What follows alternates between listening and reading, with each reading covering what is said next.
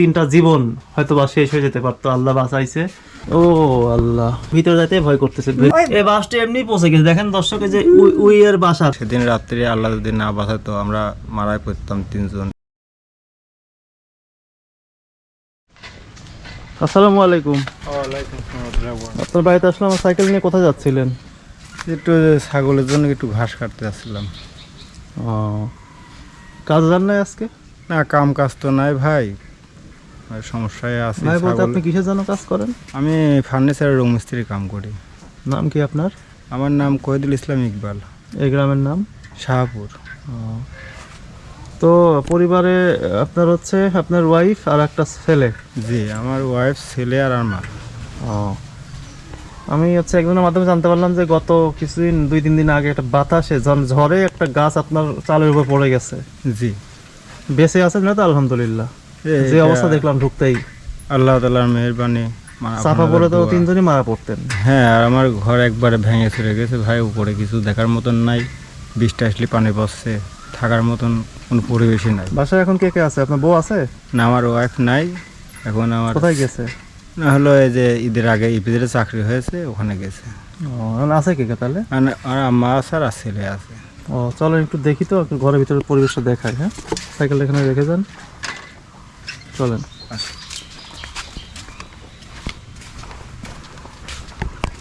কোন ঘর? এই পাকা ঘর কার? এটা এটা এটা হলো অন্যজন, আর এটা হলো অন্যজন বলতে? আমার ছোট বোনের, ওটা ওনার ভাগে আর এটা আমার ভাগে।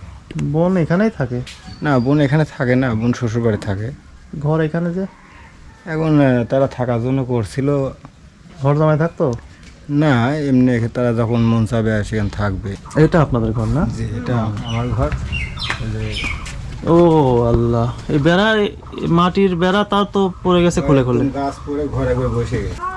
যে উপরে যে বাসার, এটাগুলো কি বলে জানো? এটাকে ডাব বলে, ডাব বলে ওটাকে। এটা বাসার ডাব। আর এগুলো কি বলে? এগুলো এটা চাটাই। চাটাই দেবে গেছে কেন এদিকে? এই যে গাছ পড়ে একবারে বসে গেছে। ও, মানে আমরা গাছটা কি মানুষের জমির গাছ না আপনাদেরই গাছ? আমাদেরই গাছ। মানে দেখলাম যে অনেক মোটা আম গাছ, কিভাবে মানে পচে গেছিল? এটা হ্যাঁ, শুকায় পচে গেছিল। আর এই আগে বাতাসে মানে আগে টের পান না যে পড়তে পারে এরকম? না, এমন বোঝা গেছিল না। আর এই যে আমি অসুস্থতার কারণে আমি নিজে তো করতে পারি না, আর টাকাটুকুও নাই যেটা পাটলে এটা কাটিয়ে নেব। কি অসুখ আপনার? আমার যে পায়ের রগের সমস্যা আর মাথার হাড়ে। তাই? এবং শারীরিকভাবে আমি প্রতিবন্ধীও, কিন্তু আমি পরিশ্রম করে খাইতে ভালোবাসতাম। কিন্তু যে অসুখ বিসুখ হয় আমি আর কাজ করতে পারি না। আপনার মা কই? ডাক দেন তো। মা, এদিকে আসো। আসসালামু আলাইকুম। ওয়ালাইকুম আসসালাম। আমার ছেলেটা অসুস্থ থাকায় আজ ঘর ভেঙে যা দুরবস্থা হয়ে গেছে বাবা। যদি এই ঘরটাকে তোমরা সারিয়ে দিত, একটু সাহায্য দিয়ে, তাহলে আমার ছেলেটা মাথা গুঁজে বাঁচতো। আপনার এই ছেলের ঘরের অবস্থা, আপনার মানে ছেলের বাবা বেঁচে নাই না? না, সে 3 বছর মাগে, সেও কয় অসুস্থ ছেলে ছিল। মেয়ে আপনাদের? আর 2 মেয়ে 1 ছেলে। এক মেয়ের বাড়ি এখানে দেখতেছি, পাকা বাড়ি। ছোটটা কিছু দিতে পারছেন না বিয়েতে, তাই ওই জায়গা রেখে দিয়েছিল, তারা ঘর তুলেছে। ও, এখানে থাকে না মেয়েরা? আগে থাকতো, এখন হচ্ছে কোথায় থাকে বলে? এখন হচ্ছে পুর্তকাল থাকে। জামাই যেখানে নিয়ে গেছে সেখানে। আমাদের তো চালানা পয়সা কোথায় থাকে? দেয় না। পুর্তকাল। পর্তুগাল থাকে আপনার মেয়ে জামাই? হুম। তো ভালো দেশে তো থাকে, এটা ভালো। ভালো দেশে থাকে, কিন্তু আমাদের সাহায্য না করলে আমরা কি করবো? তাই আপনাকে দেখে না সেই মেয়ে? না। মেয়েকে জমি জাতি লিখে দিলেন, পাকা বাড়ি করলো, আর সেই মেয়ে পর্তুগাল গিয়ে দেখতেছে না আপনাদের? না, মেয়ের হাত নাই। জামাই দেখে না? জামাই যা করবে তাই। আমরা জোর করলে মেয়ে, জোর করলে মেয়ে এই যে হাতে আপনার এই তো দেবে ছেলের না। ঘর বাড়ির অবস্থা, ওনারা ইচ্ছা করলে করে দিতে পারে না? ইচ্ছা করলে পারে, ইচ্ছা না করলে আমার জোর আছে। আমাদের মেয়েটা ভাত না দিলে তখন আমার মেয়েটারও তো আবার দুঃখ। খোঁজ খবর নেয় না জামাই? না, কথাই বলে না। কি তাহলে আপনার বোনের জামাই খোঁজ আপনার সাথে কথা বলেন না? না, আমার সাথে অনেক বছর। আমার সাথেই বলে না। কারণ কি? কারণ তার কিসের রাগ তারাই জানে। আমার মেয়ে কথা বলে, মেয়ের কোনো হাত নাই। আচ্ছা, সেটা আপনাদের পারিবারিক বিষয়। এখন আমরা যে বিষয়টা, মেয়ের খালি চোখের পানি ছাড়া আর কিছু না। আমার এই বন্যায় হলো করোনায় মারা যাওয়ার অবস্থা ছিল, তাও কথা বলি নাই। মানে তারা করোনা আক্রান্ত হয়, প্রায় মারাই যায়। মেয়েরও হয়েছিল, সেই সময় তাও কথা বলি নাই। কি আচ্ছা, যে এটা আপনাদের পারিবারিক বিষয়। আমি মূলত আসছি ঘরের যে বিষয়টা দেখতে। এখন আমি তো ভিতরে যাইতে ভয় করতেছি, না না আমি এই ঘর থেকে থাকে না খারাপ নাকি? না আমার ছেলে ঢুকতেও ভয় পায়, এই রাত হলে ভয় পায় যে ঘর ভেঙে পড়ে যাবে যা করে। দর্শক বুঝতে পারতেছেন কতটা জানি না, একটু দেখেন যে ওনাদের অবস্থাটা কি। তাহলে এই ঘরে যে এখন এই যে বৃষ্টির সময়, এখন তো অসম্ভব হয়ে গেছে থাকা। আর তার উপর এখানে তো এই যে পিছনে পিছনে এই সব বসে গেছে। কোথায় কোথায় এই যে বাস। ওই যে দেখেন বাসটা কিভাবে, এটা হচ্ছে গাছ পড়ার পরে অবস্থা না? পড়ে এই একবারে। ঘর কত বছর আগেকার ঘর? বসে গেছে এই গো। ঘর হলো আমার আব্বা করছিল, হুম। এটা মা কত বছর হবে, 20 20 বছর মতো। তা আপনারা কোনো উন্নতি করতে পারেন নাই? না ওই ছেলে অসুস্থতার আমার আব্বা হলো শারীরিক প্রতিবন্ধী ছিল। আমার স্বামী অসুখ হয়ে হচ্ছে মেরুদণ্ডের হাড় নষ্ট হয়ে গেছিল, মাজার হাড় নষ্ট হয়েছিল, পার হাড় নষ্ট হয়ে সে পুঙ্গ হয়েছে আরে মনে হয় 20 বছর ভোগেছে। তারপরে খুব কষ্ট, আমারও খুব কষ্ট হয়েছে একটা আনতে। এই ঘরে তাহলে আপনার এই ছেলে থাকে তাই না? হ্যাঁ এই একটাই ছেলে মাটির এই ঘরে বেড়াতে এখন ওভাবে দেখাই যায় না, তারপরে মাটির বেড়াতে এই যে বাঁশ, এইগুলাও কি বদলে, বাঁশও কি এটা কিনে বদলাতে পারেন না? হ্যাঁ, এই সওয়াল ওই এই বাঁশটা এমনি পচে গেছে, দেখেন দর্শক, এই যে উইয়ের বাসা তাই না এগুলা, না কিসের ওইগুলো বাসা, ওই না কোনো প্রকার বাসা? ঘুম খাই না সে দেখেন দেখেন, তো এই বাঁশটা এমনি নষ্ট, এটা যে মানে একবারে আপনাদের গায়ের উপর ধসে পড়ে নাই গাছ পড়ার পরে? বাঁশ এই এই দেখ এটা কি এই গাছ পরে ফুটা হয়েছে? দর্শককে একটু দেখানোর চেষ্টা করি যে উপরের অবস্থা একটু দেখেন, যদিও বা একটা গাছ দিয়ে ছাদে উঠা লাগতেছে, তো উপরের অবস্থা একটু দেখেন যে ওনাদের ঘরের এই যে চালের উপর যে গাছটা পড়ে আছে, আসলে ভিতর থেকে অতটা বোঝা যাচ্ছে না, কিন্তু উপর থেকে তো আপনারা নিশ্চয়ই দেখতে পারতেছেন যে কি অবস্থা। একটু হলেই কিন্তু পুরো চাল নিয়ে রাতের বেলা গায়ের উপর পড়ে গেলে যে আল্লাহ জানে, 3টা জীবন হয়তো বা শেষ হয়ে যেতে পারতো, আল্লাহ বাঁচাইছে। আচ্ছা, এটা রাত কয়টার দিকে ঘটনা? এটা রাত 3টার দিকে ঘটনা, এই তিনটায় কবেকার ঘটনাটা? কয়দিন হলো ঝড় 4-5 দিন হলো। মানে এখন ওরা ঘুমাতে ভয় পাচ্ছে, কখন গাছ পরে হুড়ফুটে পড়ে যায়। আমার ছেলের গায়ের উপরে ঘর পড়ে যাবে, আমার ছেলেরা মারা যাবে, এটা তোমরা উদ্ধার করো বাবা। এই ঘরটুক হলে ওরা রাত্রে শুয়ে হচ্ছে গা শান্তি পায়। সবাই তো গভীর ঘুমেছিলেন, রাত 3টা হঠাৎ করে কিভাবে জায়গা পাইলেন? তো যখন হঠাৎ করে হুড়মার করে শব্দ হয়, আমি হয়তো ভাবছি বৃষ্টি বা মেঘ গর্জন করছে, কিন্তু আমি পড়ার ওয়াইফ করছে যে চাল উড়ে গেছে, দিয়ে চাল ফুটো হয়ে গেছে, আলো দেখা যাচ্ছে, তখন উঠে দেখি যে গাছটা পড়ে গেছে আর কি, ঘর বসে গেছে।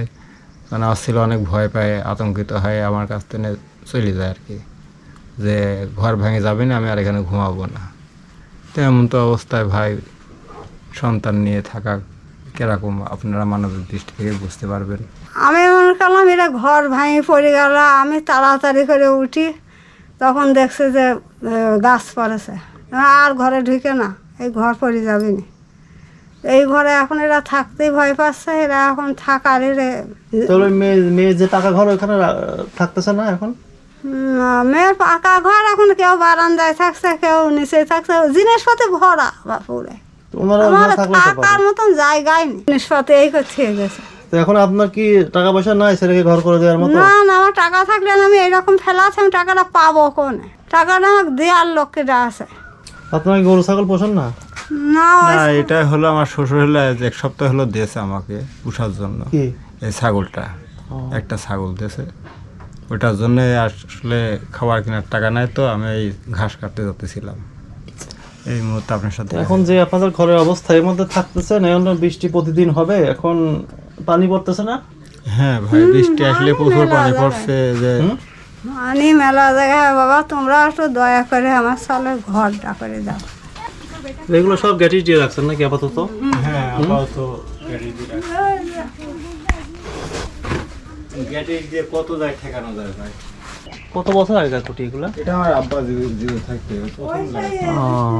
আগে ঘর করেছে সেই আরে অবস্থা, এটা কিসের কি রান্নাঘর নাকি? এটা গত বছরে রান্নাঘর ছিল, এটা আর এটা গোয়াল ঘর ছিল, দুটাই গত বছর ভেঙে গেছে, দুটাই গত বছর ধরে ভেঙে গেছে। তো রান্না করবে কিভাবে আপনার ওয়াইফ বৃষ্টি আসলে? এই এমনই করা লাগে আসলে ভাই, আমার এলাকা থেকে কেউ একটা বাসও আমাকে দেয় না যে এই ঘরটা একটু সারো।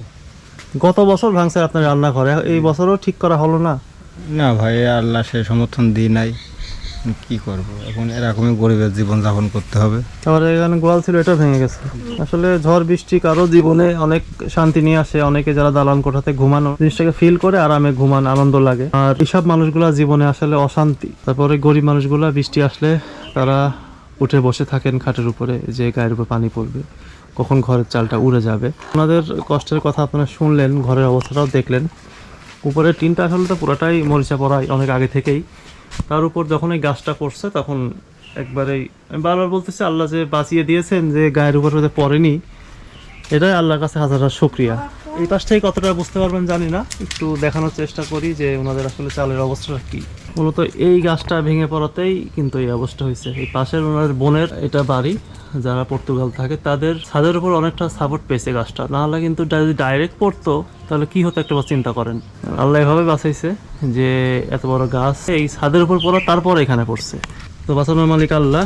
এখন আমরা আসুন সবাই মিলে চেষ্টা করি যে তাদের এই ঘরটা একটু কোনোভাবে ঠিক করে দেওয়া যায় কিনা। তো সবাই মিলে আমরা আসলে আসুন ভিডিওটা অনেক বেশি শেয়ার করি, শেয়ার করে এই পরিবারটার একটা থাকার ব্যবস্থা করে দেই। সদগা জারিয়ামূলক একটা কাজ হবে, যেটা আমরা প্রথম থেকে করে যাচ্ছি। ইনশাআল্লাহ পরকালে এটা অনেক ফায়দা হবে। বাবা, তোমরা আমার ছেলের কষ্ট দেখছো, আমার ছেলে রাতে ঘুম পাতে পারছে না, ঘর মাথার উপর পড়ে যাবে নি। তোমরা একটু ঘরের ব্যবস্থা করে দাও, আল্লাহ তোমারে ভালো রাখবে, আল্লাহ ভালোবাসবে। এটাই আমার আবদার, খালি ঘরের আবদার। তাছাড়া আমার ছেলে বৌমা যা যেরকম হয় তেমনই ওরা খায় থাকবে, ওদের শুধু ঘরের আবদার, ওরা ঘুমাতে পারছে না। আসলে আপনারা দেখছেন যে যেভাবে গাছটা ভেঙে পড়ছে, সেদিন রাত্রে আল্লাহ যদি না বাঁচাতো আমরা মারাই পড়তাম 3 জন। যে আমার ছেলেটা দেখছেন ঘরে থাকতে ভয় পাচ্ছে। আমার আসলে তেমন কোনো ইনকাম নাই যে আমি ঘরটা করব, ঘর বানানোর মতন আমার অবস্থান নাই। আপনারা যদি একটু সহযোগিতা করে আমার এই থাকার ব্যবস্থাটা করে দিতেন, আমার এই বাচ্চা এবং বউ নিয়ে আমি বসবাস করতে পারতাম। এখন আশা করি নিয়মিত নামাজ আদায় করবেন, নামাজ আদায় করে আল্লাহর কাছে একটু চান। আমরা চেষ্টা করি, ঠিক আছে? কথা দিতে পারলাম না, চেষ্টা করি, দেখা যাক আমরা কতদূর কি করতে পারি। হ্যাঁ বাবা, ইনশাআল্লাহ কিচ্ছু বলা আপনাদের- লাগবে না। আমি 5 ওয়াক্ত নামাজ করি, আমি সব করে, মিথ্যা কথা কই না। এখন ঠিক আমার আছে, ছেলের কষ্টে আমার জানটা কিরকম হচ্ছে, আমার রাত দিন কান্তি হচ্ছে। আমার ছেলে কখন ঘর হুড়পাড় করে পড়ে মরে যায়, 3টা জান। ওই তো সবকিছু দেওয়ার মালিক আল্লাহ, আল্লাহর কাছে চান। আল্লাহ যদি রহম করে, তোমরা বাবা এই ব্যবস্থাটা তোমরা করে দাও। আল্লাহর রহমতে আমরা যেন এই ঘরটা, আমার ছেলে যেন ঘরটা তোমাদের ইয়েতে পায়, ওরা যেন আরামে ঘুম পাতে পারে রাত্রে। সারাদিন খাটবি, রাত্রি ঘুমাবি, এটা আল্লাহ তোমারে খুব ভালো করবে। আল্লাহর ইয়েতে দোয়া থাকবে আমার। আমি 5 ওয়াক্ত নামাজ পড়ি, কোরআন শরীফ পড়ি, দোয়া দরুদ পড়ি। আমি মিথ্যা কথা কই না, আমি সত্য কথা কইছি। আল্লাহর কাছে আইসে, আল্লাহর কাছে যেতে হবে। আমার এখন শেষ জীবন, আমার এইটাই আমার কাজ, আল্লাহর কাজ।